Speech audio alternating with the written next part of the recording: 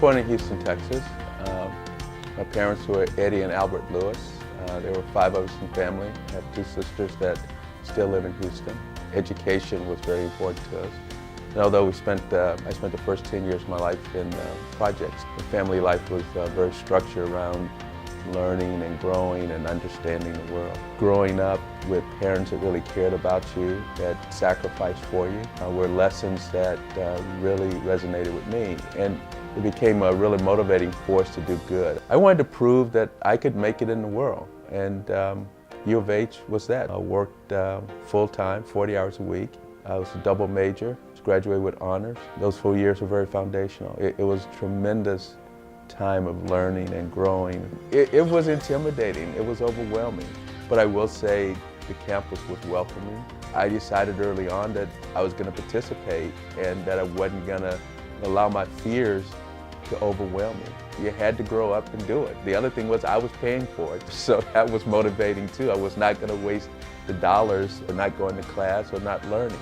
But the first sensation was, wow, this is the grown-up world. This is really bigger than high school. And you have to use your skills, you have to use your brains, you have to use your discipline to make this work.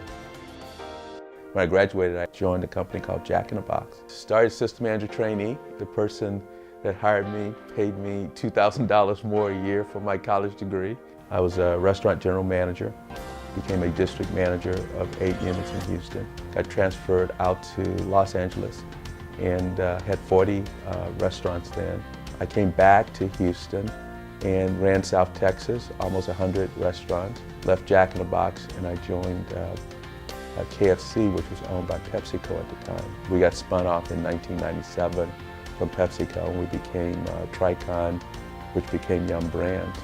When I left Yum in 2004, I was the number 2 guy in the company. I left there to be the CEO of Kmart. Shortly after that, we merged with Sears. I became the CEO of both companies. I left Sears in 2008 and then joined Potbelly in May of that year. What I've tried to do with my life though, and the reason I'm in the food service business, we often take disadvantaged kids from society, teach them life skills and help them live the American dream. And it's go back and get your GED, become a shift leader for us, become an assistant manager, become a restaurant manager, become a district manager. The barriers of success are very low if you're willing to work hard, if you're willing to grow, and if you're willing to learn.